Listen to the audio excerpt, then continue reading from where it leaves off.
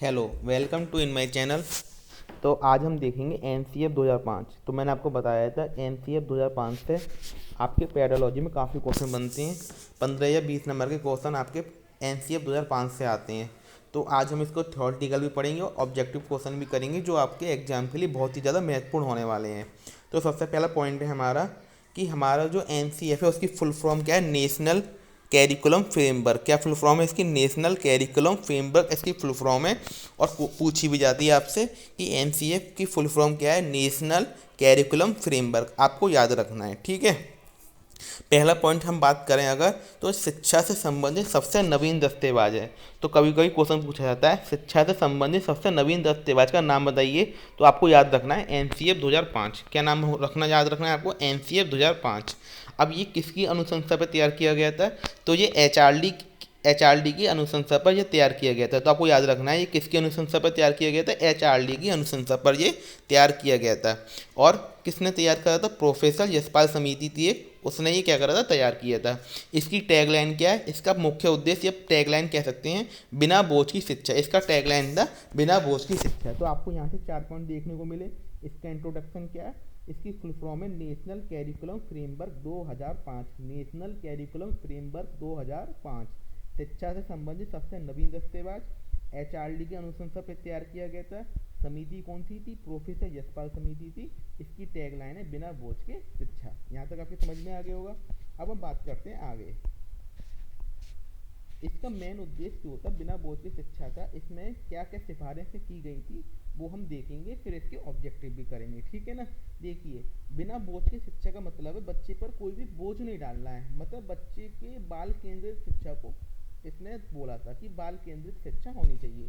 तो पहला पॉइंट है हमारा, वैसी शिक्षण विधियों का इस्तेमाल करें जो ज्ञात से अज्ञात की ओर ले जाएं।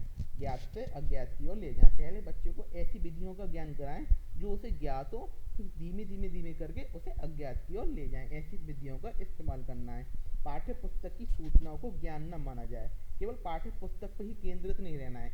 इसमें साफ बोला गया है पाठ्य पुस्तक पर केंद्रित नहीं रहना है, उसे मल्टी लैंग्वेज सिखानी है। अलग अलग भाषाओं को ज्ञान कराना है और उसको दैनिक जीवन से जोड़ना है। मतलब आपके ज्ञान को दैनिक जीवन से जोड़ना है। मोटी मोटी पुस्तकें विद्यालय को असफलता दिखाती हैं। ये नहीं देखना है कि बच्चा का बैग कितना भारी है, वजन कितना है, मोटी मोटी पुस्तकें लेके जा रहा है, ये नहीं देखना है हमें। तो ये क्या कहा गया उसने कि मोटी मोटी पुस्तकें विद्यालय की असफलता दिखलाती हैं। शुरुआत में ही नैतिक शिक्षा का ज्ञान देना।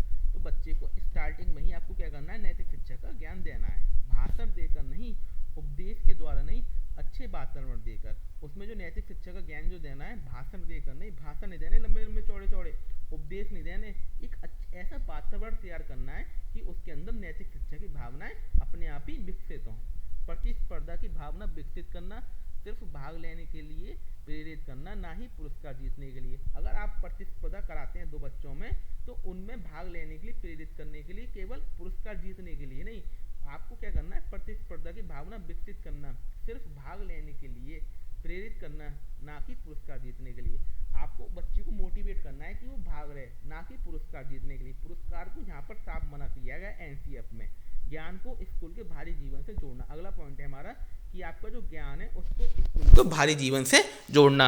रटने की विधि को हतोत्साहित करना। रटना बिल्कुल मना कर दिया गया था। रटने की विधि को क्या करना है? हतोत्साहित करना है।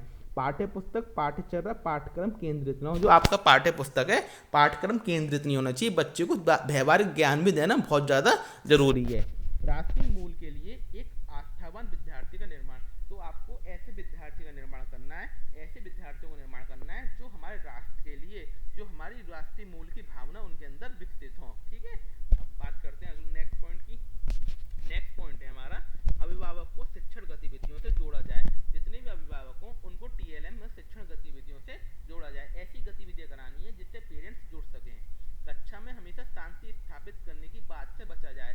तो मैंने आपको बताया था पिन ड्रॉप साइलेंस की बात नहीं करनी है बिल्कुल भी। विद्यालय में पुस्तकालय की स्थापना करना है। विद्यालय में अनेक अच्छी अच्छी पुस्तकें लानी है और बच्चों को पुस्तकें सिलेक्ट करने की पूरी तरीके से छूट देनी चाहिए कि वो कौन सी पुस्तक सिलेक्ट करना चाहता है। शिक्षकों को शिक्षण से संबंधित संसाधन समय से पहुंचाने चाहिए। शिक्षकों के पास टीएलएम जो होने चाहिए समय से होने चाहिए, जिससे वो अच्छी पढ़ाई को अच्छे से करा सकें।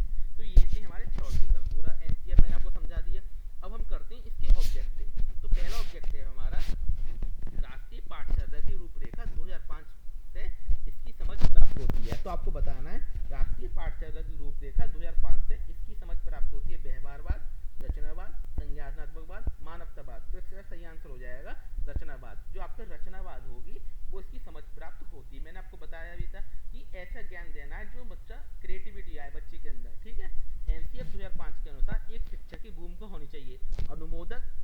स्तुब्धदाता, आधिकारिक या तानाशाह। तो सही आंसर हो जाएगा स्तुब्धदाता। तो टीचर को एक अब जो माना गया है हेल्प के रूप में माना गया है।